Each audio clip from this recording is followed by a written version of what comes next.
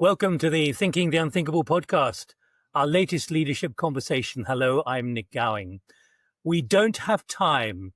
That underlines the urgency of what has to be done to have any chance of easing the climate, nature, and biodiversity emergencies. We don't have time is also the name for an influential, feisty, no-nonsense global climate platform that is determined to persuade all of us to achieve significant progress at speed. We don't have time doesn't compromise on its messaging or its ambitions. They're sharply focused and relentless to democratize knowledge about climate solutions. So let's hear about progress and also where the obstacles are still.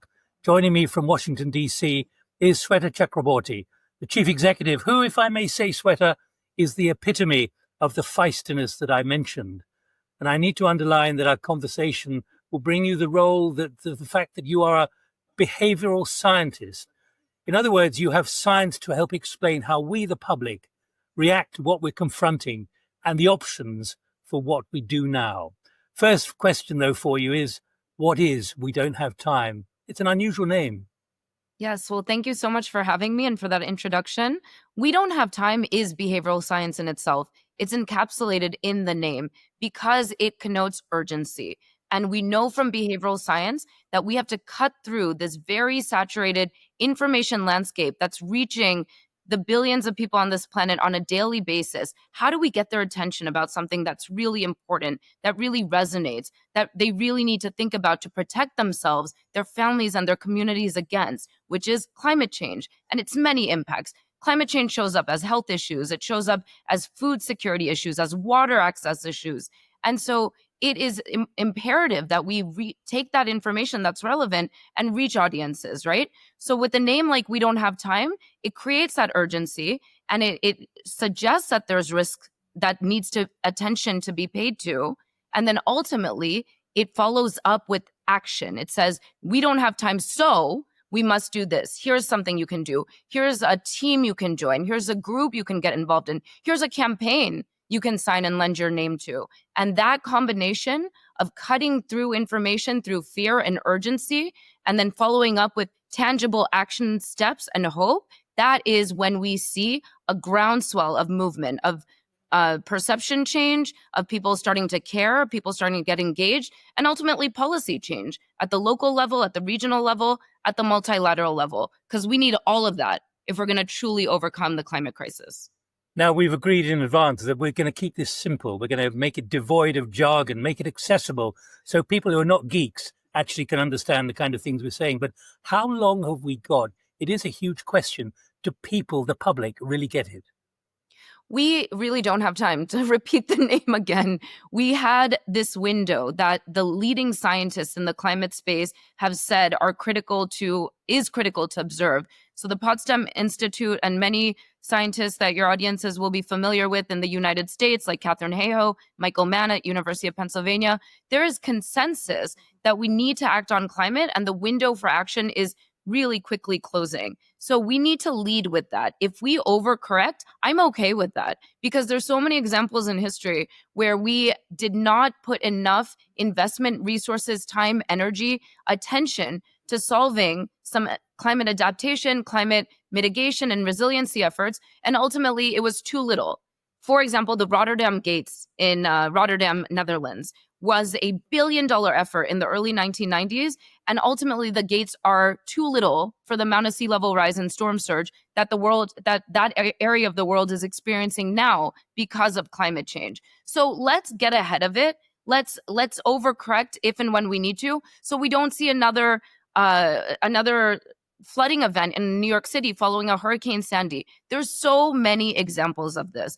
So we need to look at the science, look at the worst case scenarios, and recognize that we have this critical window between now and the end of the decade, 2030, to really put in serious investment, which will be cheaper now than it will be if we wait and try to recover after the inevitable climate impacts hit us. But how do you convince people of that, Sweta? Because you said very clearly we're playing catch up.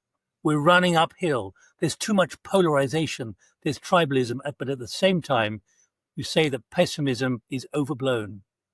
It's really hard to do, Nik. And this is ultimately where I contribute my work to the climate action community. We need social scientists and behavioral scientists to be part of these solutions because we have the technology. We have incredible ingenuity. And this is where I'm not pessimistic. Human beings are incredible in their ability to problem solve. And the technology and the solutions, the ideas that become reality, the ability to mobilize, we've seen this again throughout history.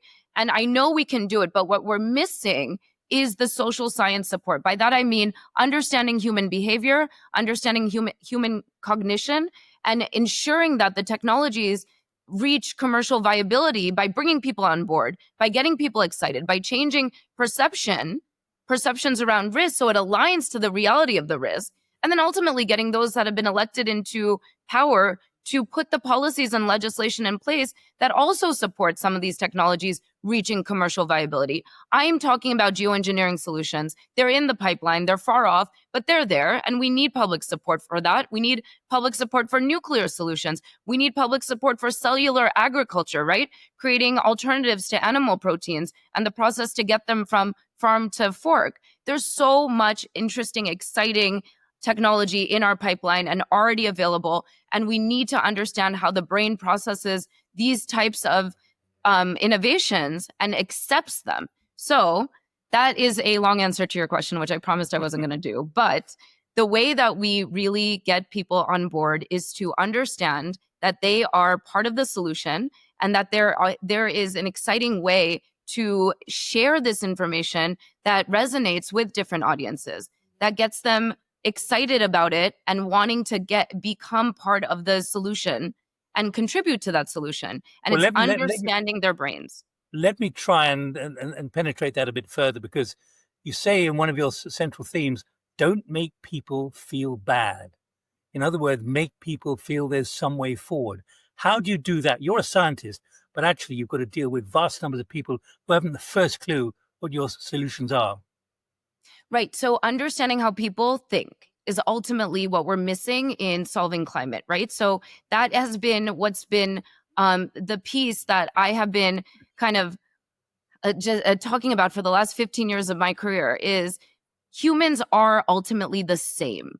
And it doesn't seem like that in the United States and parts of the world where we're fighting each other over silly issues and silly identities that ultimately don't matter because humans fundamentally bleed red. Fundamentally, if you just strip off the surface, we all are pretty much exactly the same as a species. And that couldn't be truer for how we process information and how we process risk. Human beings are influenced by the same cognitive triggers, whether they're in the United States or they're in an island nation in the Pacific. We all collectively view risk in a certain way. So if something is seemingly going to affect children or the elderly, we prescribe more risk to it. If something is unfamiliar to us, like some of the technologies I was mentioning, like nuclear, for example, or cellular agriculture, we perceive higher risk associated with these because they're not familiar. And humans very, very predictably overreact to certain risks because they're sensational and underreact to certain risks because they are attenuated by the media. So, for example, plane crashes are sensational and scary and terrifying. And so we attribute more risk to getting on a plane than something that is not quite as in your face. So radon gas, for example, is an invisible gas. And it's the second leading cause of lung cancer in the United States alone. But if you ask Americans, what is radon gas and should you be scared of it? It's shocking how few actually know about that risk, right? So we predictably overreact to sensational risk and we predictably underreact to invisible risk, slow moving risk that's perceived as far away. Humans across the world have this in common. So where does fear fit into all of this? So those risks that are sensational are the ones that actually cut through that clutter, that actually make it to the processing of information in any human anywhere in the world. So if we use fear in a way that we know works, that's aligned to the science, it's actually a very it's a tool that works in the sense that we get attention, and that's what we need in this landscape where there is so much to think about. It's so complex. The globe is so complex. It's so interconnected. There's so many things to be worried about, from terrorist attacks to immigration. and climate refugees and the next pandemic breaking out. How do you cut through that clutter and actually bring relevant risks to people's minds so that we can then encourage them to act in a way that increases their safety and security? That's my purpose, is to answer that question. So we do that through fear. We do that through getting their attention, but then giving them tangible, actionable steps to follow through with. Let me return to that phrase you used, and I quoted back to you. Pessimism is overblown. A huge problem you're facing is that good news is not getting through. There's pushback from the public. Why is this such a problem, and can it be overcome? So it's really hard to get people excited about good news. It's why we see negative news and fear and headlines that are talking about devastation. Those are the news stories that resonate. And this is the way our brains are wired. Again, humans have this in common wherever we are on the planet. We respond to fear. We respond to negativity. For better or worse, that's just how humans are. And we shouldn't be mad at each other for this. We should just understand that this is how we humans are wired. Let's acknowledge that, let's recognize that. And as a climate community, let's use that to our advantage to really get information across that's relevant to people. So if we know that that negative news stories are actually going to reach the surface of people's imaginations, then let's lead with that if we need to, and then move people to action. So yes, right now, it looks like, based on what, for example, in the United States, Trump has done in repealing all of the Biden-era administrative actions that were towards moving the United States towards clean energy. So hundreds of billions of dollars was put into the United States manufacturing sectors towards creating new jobs that were clean. And since then, those news stories, as great as they were, and as many of the conservative part of the United States population, the red states that ultimately did not vote for Trump, these clean energy jobs were primarily helping these red states and these conservative voters. But for some reason, those positive news stories did not resonate.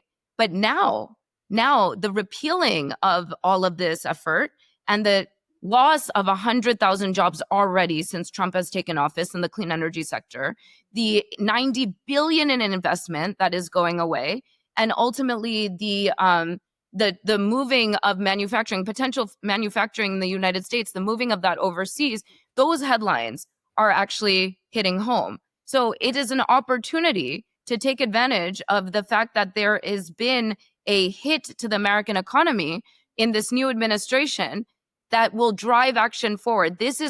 We need to take advantage of these negative headlines now to move people to action.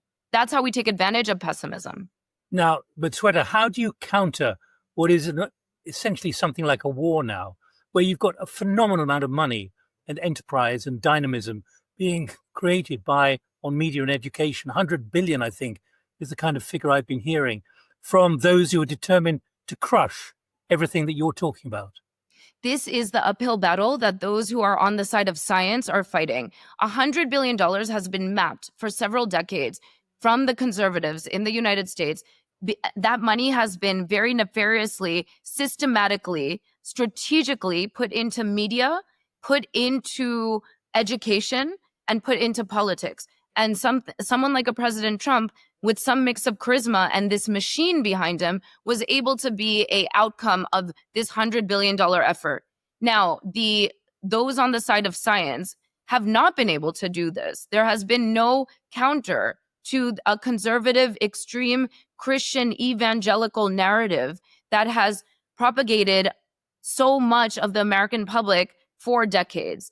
And what is the opposing, attractive, secular, liberal counter to that? That doesn't exist. So this is what the United States is currently dealing with, is trying to create a worldview that is entrenched in science. And ultimately that includes climate science. That includes actions that we need to take as a United States and as a globe to protect ourselves against global risks that we know are coming, associated with climate change, associated with its impacts.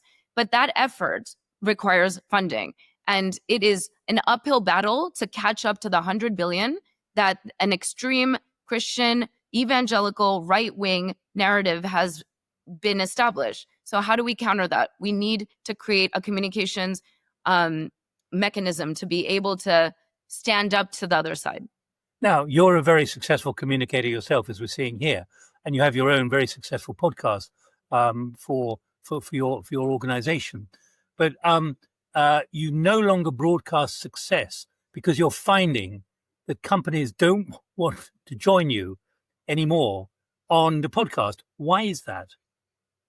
I do everything that I'm saying about pessimism and fear. This is true, but that doesn't mean that positive stories are not inspiring. They absolutely are, and the majority of stories that you will see on We Don't Have Time are positive. The majority, right? But that doesn't mean we are going to ignore what companies are or are not doing. We have to hold companies accountable. Unfortunately, now in the period, in the following Trump's election in the United States, there is fear in the private sector. There's fear outside the private sector as well. The public sector does not, both the public and private sector do not want targets on their back. They do not want the Trump administration to fixate and hurt their work and their effort. But you can confirm that many of them have positive experiences. Have had positive experiences? They have positive experiences of adapting to what is needed to counter climate change, the climate emergency, biodiversity, but they don't want to talk about it. Right. We see more green hushing, and we see a lot of pausing. So companies are pausing what they're doing for the time being as they're trying to see how the Trump administration, its policies, its legislation are going to play out. And so there's a general fear that let's not make any moves right now and draw attention to ourselves. Those companies that are still going forward with their sustainability efforts and they're transitioning to clean energy within their company across their sector. We see this in fashion still. We see this in agriculture, transportation. Those companies are still doing it. They're just not talking about it as much. And you can see which companies we are supporting as a We Don't Have Time platform. You can see where companies are ranked. You can see who's doing well, who's not doing well. Swedish companies where we Don't Have Time are headquartered in Stockholm, Sweden. And disproportionately, a lot of Swedish companies are still really doing a great job.